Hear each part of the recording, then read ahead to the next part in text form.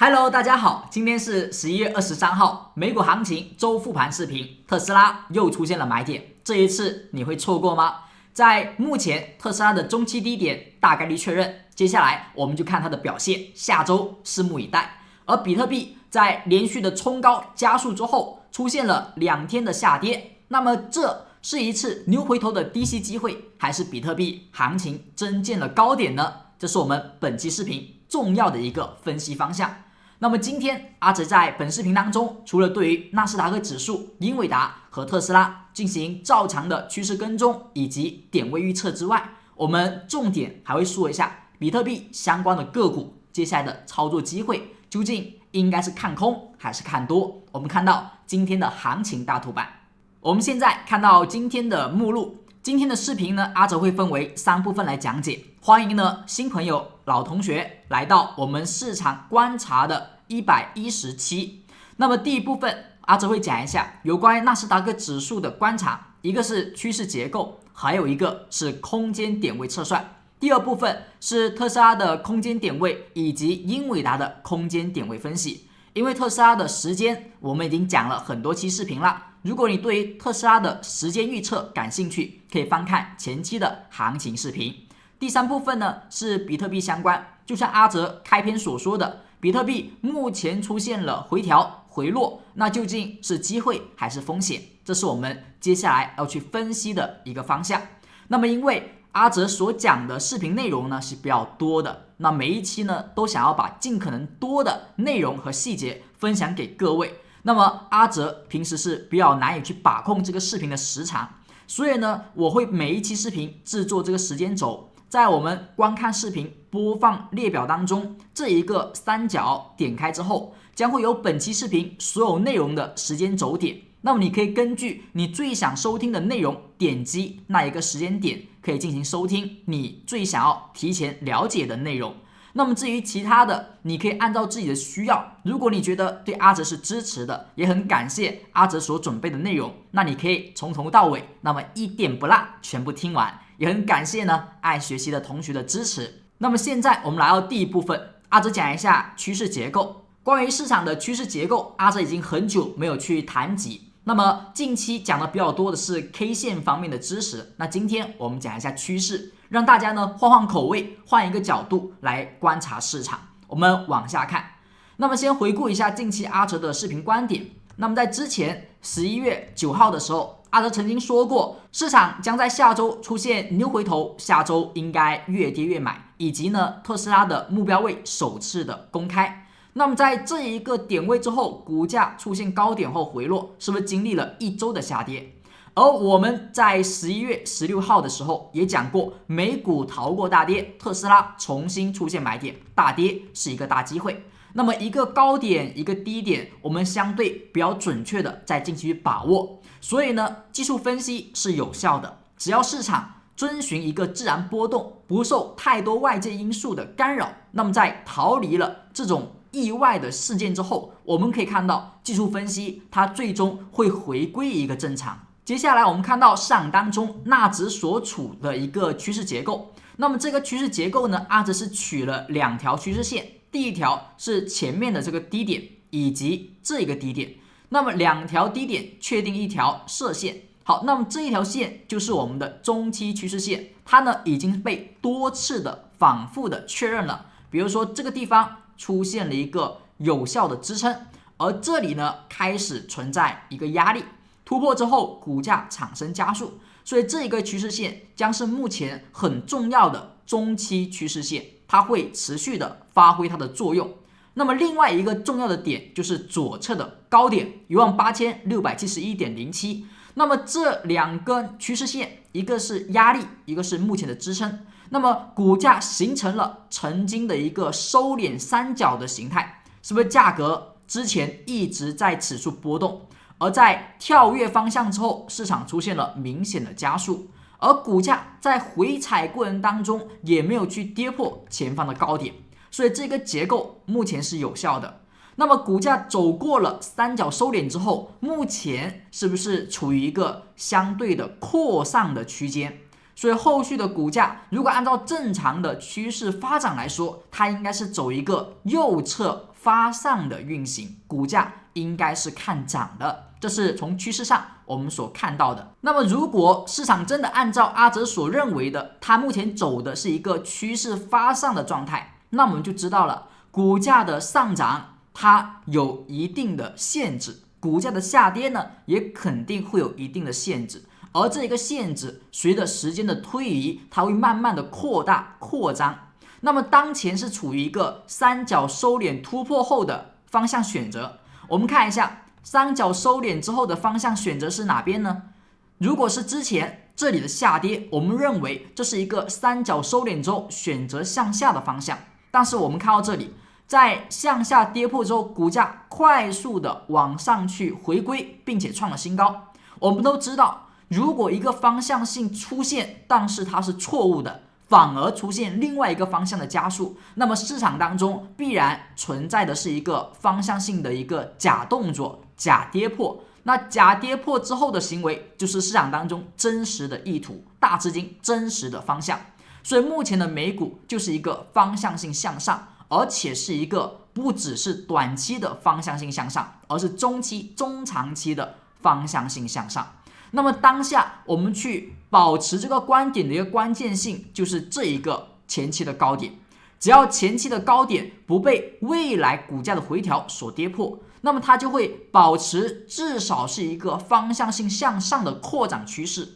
如果更为强势一些，那么就是重新回归到这一个趋势线之上，那么股价将是一个相对强势的单边上行行情。就是这两种情况大概率出现，只是一个是较为强势的多头，一个是多空较为平衡，多头略微占优势的行情。那么只要股价不是出现在有某一次下跌时跌破了前面的高点，那么就是会按要么是第一种，要么是第二种去做中期、中长期的走势发展。这是在趋势结构上阿哲观察所得知的纳斯达克指数后续的观点。只要不出现我们的下破，那么未来的美股阿哲依旧是一个死多头。那听到这里，如果你是老同学，可不要忘记今天的视频点赞了没有呢？记得要为阿哲的视频点一个赞，支持阿哲的视频创作。如果你是老同学还未订阅阿哲的，也希望大家能够首次收听阿哲视频之后，如果有帮助有收获，那么可以点个订阅，点一个小铃铛。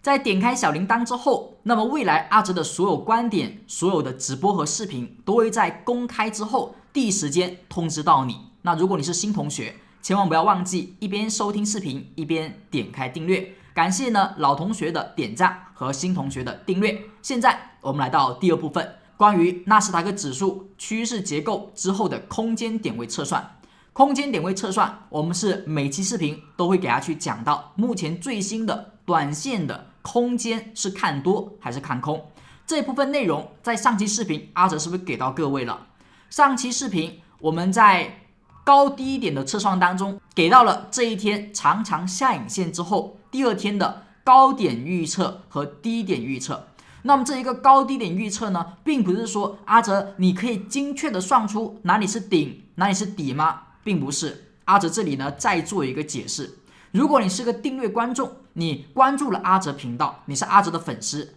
那么阿哲呢每天盘前美股开盘之前会发布一条消息发到你手中，让你去观看。第一个，阿哲会讲一下当天盘中的一些观察，或者说盘前的一些观察，技术面的观点。第二个呢是股价当前短线空间今天的一些关键价位。第一个是高点压力，阿哲认为如果当前市场没有受到太多外力影响，或者说呢它是一个自然相对正常的波动，它所能达到的收盘最高价应该不超过这个点位。而反之，在正常波动下，它的收盘价也不应该跌破这一个价位，这是一个股价的正常波动区间。那如果收盘突破了高点，那么一般意味多头强势看涨。如果今天的收盘跌破低点，则说明空头强势，后续看空。那么股价如果出现了当天预测高点突破，则看涨。那么直到呢当天低点被跌破，则股价看空。那看空之后，市场只有出现再次的突破预测高点，才能重新的空间上短线看涨。而看涨过程当中，直到有再次出现价格跌破阿哲所说的当天最大跌幅，那么再次空头强势看跌。那么最近出现了一个突破多头的强势点，那目前的多方应该是看涨的。上期视频阿哲给到了2个点位，那最后盘中的表现是如何呢？现在我们看到下一章节，看到这里，在上期视频所给到的2个价位之后，我们看到它的低点，股价本身阿哲所预测的低点应该是18720.005，但实际的低点呢是18714.04。那么这个股价的走势意味着实际的低点和预测的低点是基本相同。那如果发现基本相同，会出现什么事情？那么这里大家注意了，有一句话叫如果实际的高点和低点误差极小，说明将发生变盘。当时盘中触及这个低点，立马止跌反弹。阿哲就已经在我们的粉丝群组当中讲到了，如果今天的最低不再刷新，甚至呢你可以去赌它不再刷新，短线盘中去做多，它就符合低点的变盘。那你会发现的是，股价这一个位置回踩到这个低点，盘中止跌，而后快速的在尾盘收上去，这一天又继续收涨，是不是它哪怕是日内给你的低点，也是一个绝佳的机会，至少会有一个这么大的一个空间作为日内的盈利点。那大家可以看一下阿哲所昨天发布的预测的点位，这是昨天11月22日的盘前，阿哲呢在美股周五开盘前，阿哲这边是香港时间4点41分所发布的。那么股价当时所预测的点位是这2个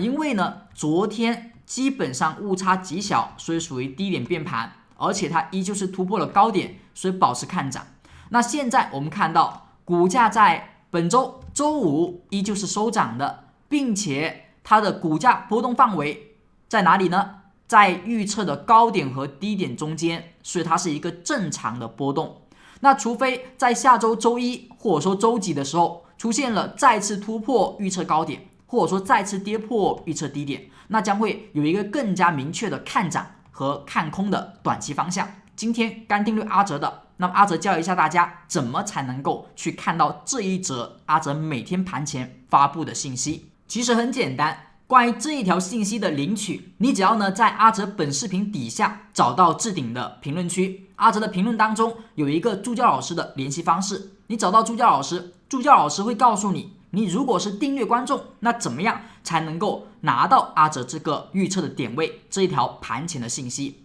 同时你如果是订阅观众，你要知道你可以领取到3份的福利。第一个是阿哲有一个粉丝群组，专门提供给阿哲的订阅观众和爱学习的同学，你只要是一位订阅粉丝，你就有机会加入其中。为什么说是有机会而不是一定呢？因为首先第一个，群组的人数有限，我们只招收爱学习的同学。如果你想要加入阿哲的粉丝群组，体验一下阿哲群组的一些内容，那么首先第一个，你得要是一个订阅的观众。第二个，阿哲日常所布置的作业，每场直播所布置的作业，你至少要有1次完成交给助教，满足这2个条件，你才有资格进入到粉丝群组当中。那粉丝群组当中，阿哲日常会进行知识答疑，你有任何技术分析的难题，都可以在群组当中跟阿哲进行一个交流。第二是盘前解析点位的预测，第三呢是进阶知识内部的直播。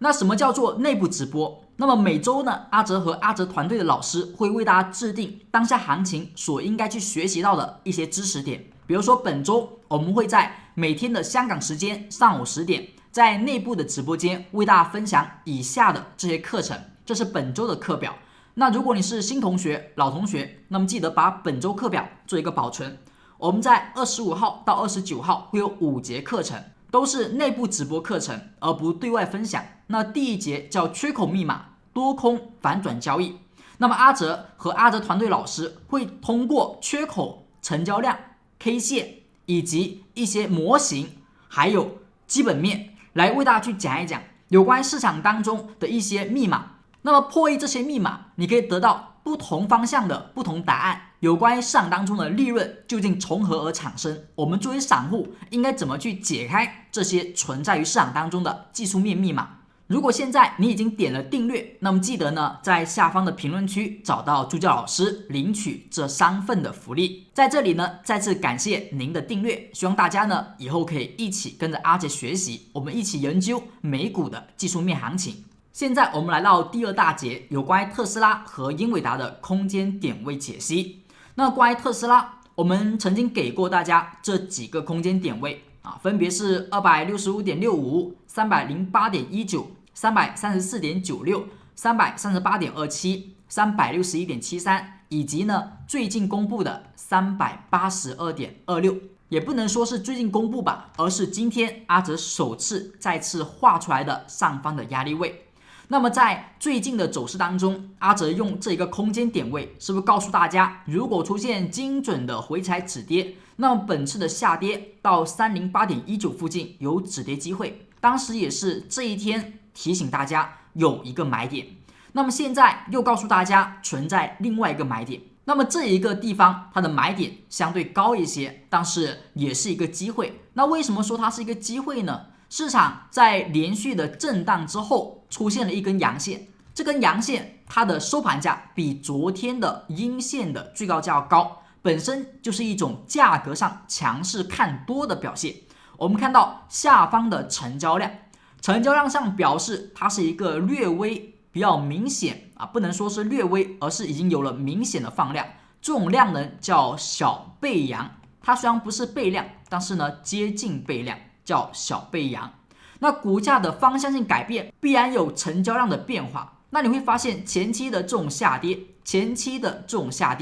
股价的量能是不是一般都是缩量的？那何时呢会有价格上的转向变化，结束当前的趋势？一般是一根相对放量的阳线出现，回调将结束，股价重新上涨。股价在这里出现连续的回调缩量，那么到目前为止，除去昨天的阳线，其实中间的量能都是缩量的，没有出现明显的放量动作，没有放量下跌，也没有放量上涨，所以它的趋势一直比较的冷清，一直比较的震荡。那何时会脱离这种情况，甚至会走出继续的上涨加速？那必然需要成交量的改变，而这一天成交量是本次1-2周以来首次量能明显的再次释放，而且是强势的价格产生。所以阿哲呢有很大的一个猜测，就是这个位置的阳线将终结前面的震荡走势，市场容易继续起涨。而我们之前也说过，从时间价格的角度，股价在这里是一个中期顶底的选择。那怎么去判断目前这里更大概率是一个中期底部，而不是中期的顶部呢？我们看的是 334.96、338.27 这一个小区间空间支撑能不能被有效突破。前面的突破股价立马回落，所以它不是有效突破。而这一次突破，阿哲说过，2次缺口去进行突破同一个压力位，它说明多头对此价格的必有所得。而后呢，我们也发现股价目前连续几天时间、1周时间收盘都没有跌破 338.27， 所以这个区间阿哲认为是有效的站上，有效的突破了。那如果突破了下方这个区间，上方空间就应该打开，所以价格在昨天最后收盘出现了一个高价 361.53，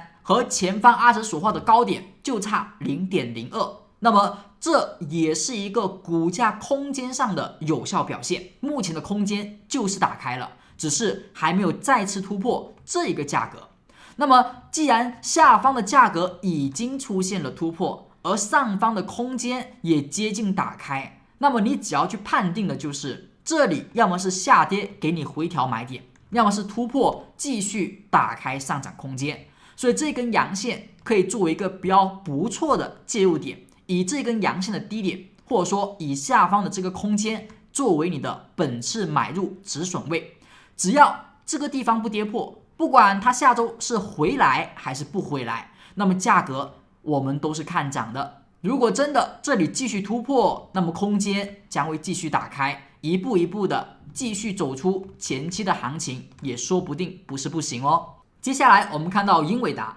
英伟达的空间是上期视频我们首次的去公开，有4个价格，一个是 141.1， 还有就是 149.99、154.28、168.84。那么这4个价格只有一个是支撑，另外3个都是压力。那么支撑点就是 141.1。那么这个价格在周四的时候以及在周五的时候，股价都进行了回踩，而且回踩的是一次比一次精准。我们说股价的低点如果误差极小，空间上的精准回踩，一般预示支撑位的大概率有效。那么这一个支撑目前还是没有跌破，那么价格只要不跌破 141.1， 那么阿哲说过，英伟达它的风险就不大。而如果跌破了 141.1 呢，那下方下跌的空间就有点大。所以目前来说，英伟达最好不要有效跌破 141.1，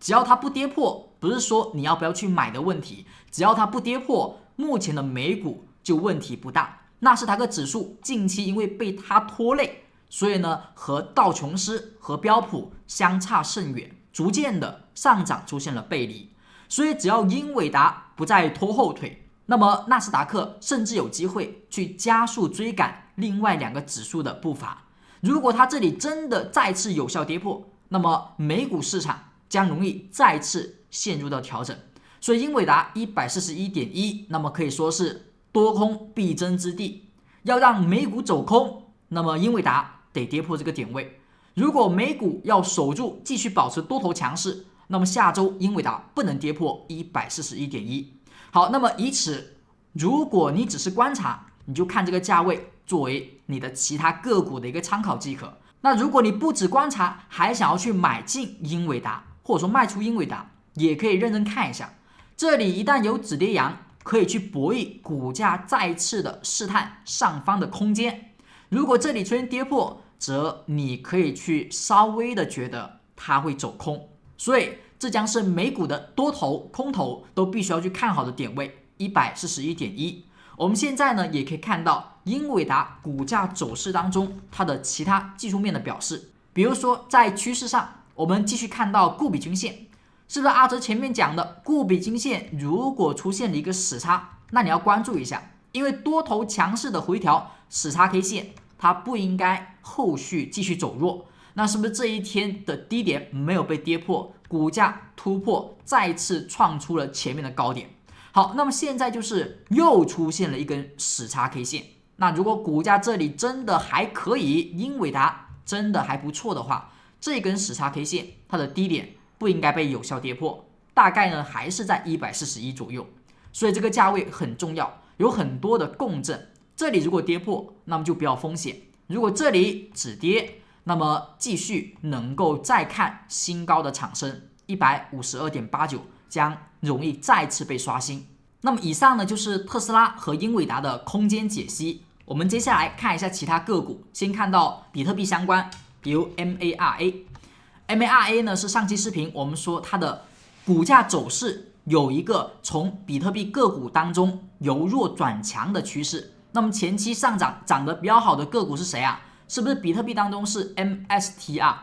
以及我们之前讲的比较多的是 Coin。 好，这2只之后呢才是看其他个股。而 MARA 呢之前是走的比较弱的，排的比较靠后的。那么阿哲在上期视频当中有讲到，它有一个由弱转强的态势，而其他的2只个股反而是有走弱的表现。那你会发现的是，近期他们是不是走出了相对的调整，而 MSTR 呢甚至是大跌，有被做空的现象。而 MARA 反而在这种情况下再次挺身而出有走强领涨的态势。那么在这种股价的变化当中，上期视频我们给到的买点是下方的资金表现，它是一根连续流出之后的流入资金，流入资金当天 K 线刚好是反包阳线，它的收盘比昨天最高价要高，所以这里是一个激进型的买点，就跟前期一样，这一天是连续流出之后的流入资金，而这一天 K 线是反包的，所以这里是看涨的。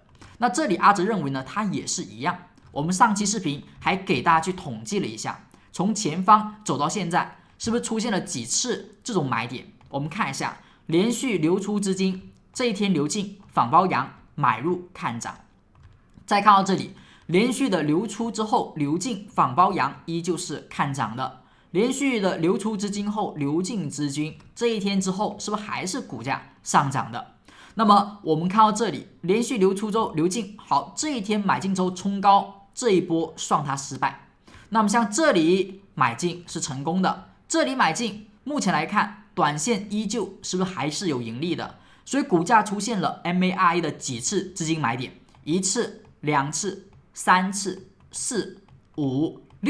6次里面，目前只有它是止损下场，其他的都有盈利，包括这一次短线依旧产生了利润。那目前的 MARA 呢，其实还出现了一个右侧买点。我们上期视频有讲到，这一个仿包阳资金流进仿包阳，它是一个相对左侧的买点，比较激进。如果你要右侧去买进，一般需要确认，就是股价的高点被收阳突破，这一天突破了，但没收阳，这一天在高点之上再次收阳，所以这一天可以作为右侧的确定性买点。那像前面的，像这种位置左侧买风险就比较高，但右侧买呢没有突破，所以右侧这种就不是买点。像左侧虽然有时候会比较晚，但是呢它的一个确定性呢会高一点，买点买的比较靠后，但是它的利润可能会锁定的比较确定。目前的 MARA 也是如此，股价呢有左侧买点，同时目前又出现了仿包的右侧买点，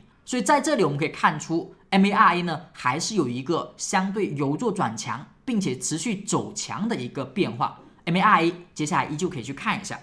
MSTR 就是一个我们所说这一天被做空了啊，市场机构开始做空了。我们是不是说到这里是一个三阳小顶，股价冲高，因为最后的一根阳线是长上影 K 线。那么我们在左侧交易当中，长上影 K 线的三阳小顶调整的概率是极大的，如果你要买，也至少等它收盘突破才买。但你会发现有没有收盘突破？没有收盘突破，所以右侧不能继续追涨，左侧要获利了结，这一天出现大跌。好，那么现在大跌是跌了，那么我们怎么知道它是调整还是股价的趋势结束？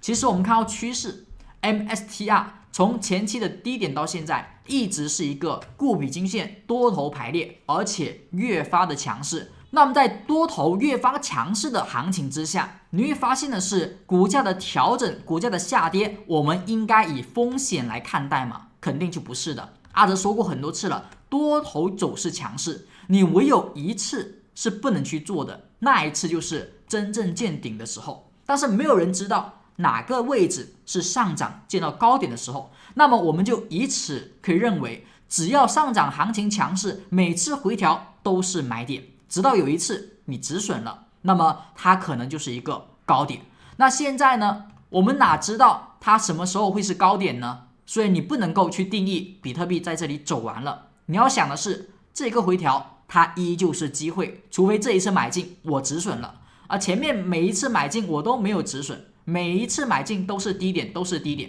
那么像股价这一波回调怎么去买进，怎么去买进，其实我们都有教了方法，包括近期的，你说阿哲之前的我忘了，你讲没讲过我不知道，但是最近的这一个你不能说没有吧。阿哲当时在讲 coin 的时候也讲到了 MSTR 这一根 K 线和这一根 K 线它的含义是一样的，这种 K 线叫负线，我们把负线打到公屏上。那什么叫负线？就是股价的高点比昨天的阳线，注意了，昨天得是阳线，这一天阴线的高点比昨天阳线的高点是高了，是吧？阴线高点比阳线的高点是高了，它盘中有冲高，盘中再次有盈利，让多头又高兴了一下。而后收盘呢却是打压，收盘它的一个阴线收盘比阳线实体一半要低，阴线的收盘比阳线实体一半要低，这又是一个普通的负线。那负线后的操盘策略是怎么样的？就是等一天观察一下。一般来说，负线的第二天只要不是继续大跌， K 线不要继续大跌，那问题就不大。好像这一个负线后实体是缩短的小阴线，这一根阴线作为观察对象，高点突破作为买点。阿哲当时是很明确的讲到，高点突破则可以作为买点。那现在也是如此的，我们既然先看是一个回调，回调找止跌买点，那复线之后有一根止跌阳线，那是不是也还可以啊？把它的高点做一个划线，股价如果在下周我们的 MSTR 再次收盘突破，我认为它依旧是上涨中的一个回调买点。而买进之后呢，我们的一个防守位，如果你是相对的求稳，你说我怕它这个波动太大，我怕，你可以以这个进场线作为你的防守线，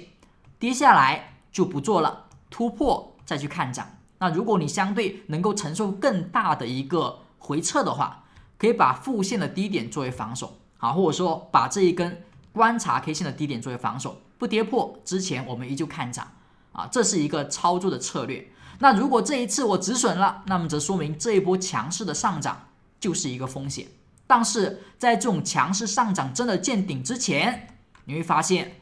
复线之后是机会，复线之后是机会，复线之后都是机会，而不是风险。这就是固比均线在多头排列下我们去做的回调买入策略。我们看到下一支，看一下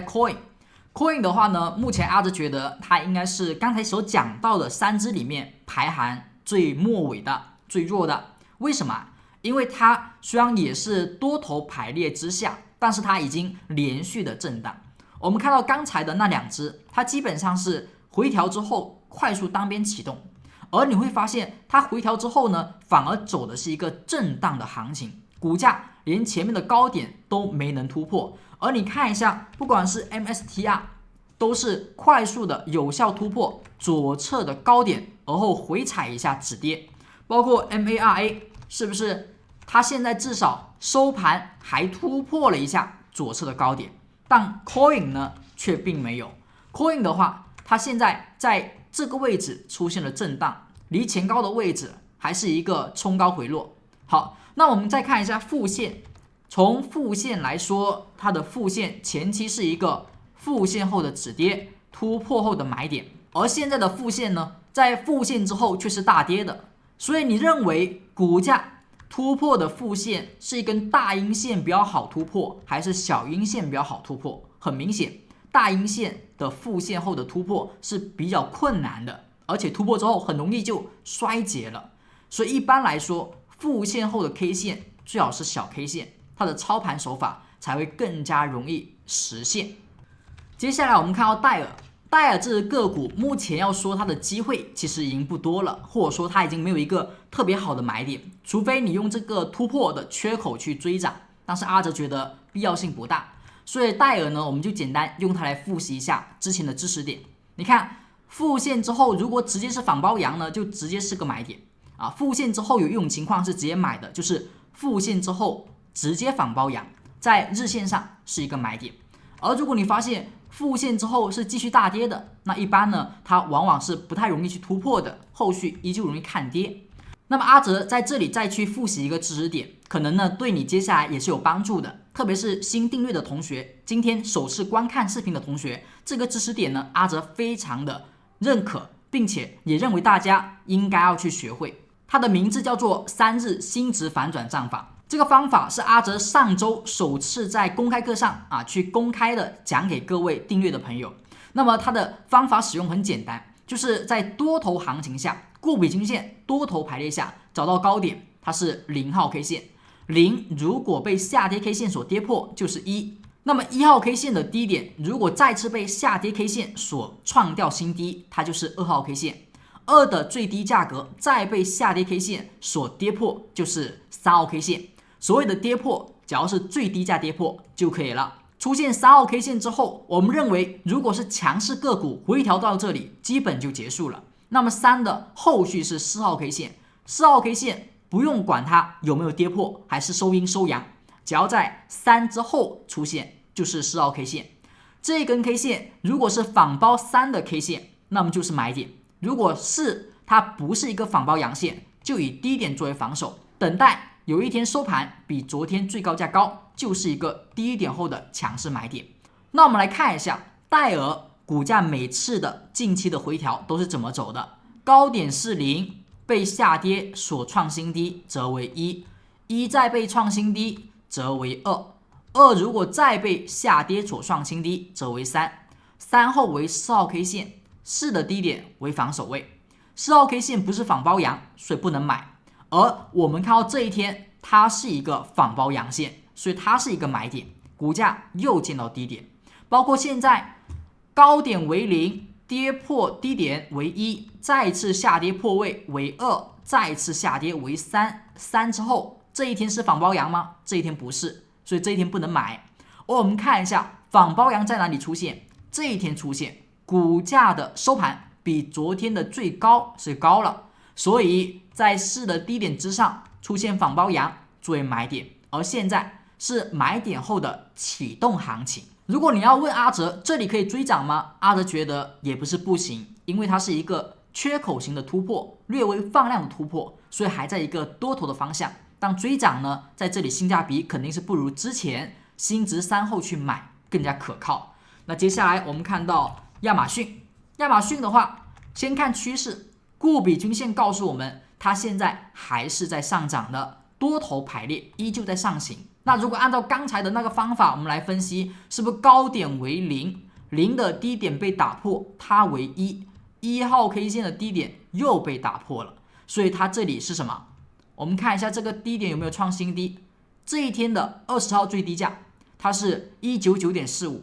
那这一天15号的最低价是199.61，所以20号它其实有新值出现，所以我们把0跌破为1，再跌破它为2，又跌破，所以它为3。那么3后这一天是4号 K 线，我们就知道了，亚马逊它目前已经走了一个多头行情下的123号新值，而后4号 K 线不是仿包阳，所以不能买，等待一根阳线收盘比它的最高价高，或者说是比昨天的最高价高，那么仿包阳出现则作为低点确认，可以作为买点，因为它刚好也回踩到了固比均线的中期成本，这里一旦止跌，则是亚马逊再一次的中期低点。最后我们看到谷歌，谷歌的话，最近因为消息面的原因，出现了一个较为大幅的下跌。那么这一个下跌，它所发生的原因是什么呢？也大体呢和反垄断有所相关。但是这一个事件的发生，阿哲不觉得它会立马的把它的基本面打得特别的差。所以这一天的大跌更多的是一些散户资金啊，或者说一些机构啊略微恐慌之后的卖出。你会发现在周五就出现了明显的10日新止跌，有人在这一天又迟疑了，不确定了，谷歌真的不行了吗？阿哲觉得也并不是，这一个事件只是一个相对长远的影响，但是短期不应该出现明显的暴跌，而股价目前的下跌是重新回归到了前期的震荡区间，这个区间是不是曾经阿哲有画过一个走势，下跌反弹下跌，再次的回来回踩创新高，这个地方曾经我们有说过，它是一个反转结构的颈线位，而现在是一个突破颈线位的回踩，再次的确认，只要这个区间不跌破，或者说只要下方的这个缺口不要回补，这里将是谷歌的一个低点，而且是一个波段的低点，未来还看涨，但是它的上涨呢，可能就和我们刚才所说的戴尔和亚马逊不太一样，它毕竟还是受到了一定的影响，它的上涨大概率是反弹，或者说是一个相对的缓涨的走势，很难再一次有大笔资金去看好了，这是一个没办法的事情，除非呢它在消息面上或者说公司的基本面上再次有所变动，那么就另外而谈，但是技术面来说，目前的价位它不是一个风险，更大的可能是一个低点，等待确认而已。我们看到上方这里如果为0号 K 线跌破之后为1，再跌破为2，又跌破是不是为3啊？1、2、3出现了，又是反包阳，但这里呢只是短短的上涨了，而后就因为消息面的因素不稳定的情况产生而去止损破位，但是我们继续可以去看，继续呢可以去用，因为方法遇到了一些变动之外，它可能会产生不稳定，但不是说方法就不行。你看前面这里是0，这里是1，这里是2，这里是3，而股价出现反包阳，是不是股价是低点上涨？你会发现方法没有问题，但是有时候时机可能有点问题。那么现在我们要关注的就是结构上，这个结构的支撑有没有问题？只要这个结构的支撑还在，不跌破，那么它就依旧可以看涨。这里呢就还是一个低点。那如果这里的结构破位了，那么就比较麻烦了。虽然阿哲觉得这个消息面影响不应该短期暴跌，但如果这里市场的情绪就是选择破位，那这里呢还将有下跌空间，这一个反转的结构就失效了，前面的突破就都浪费了。以上是阿哲对于纳斯达克指数、特斯拉、英伟达、MSTR、戴尔、亚马逊、谷歌等等指数和个股的观察以及一些观点，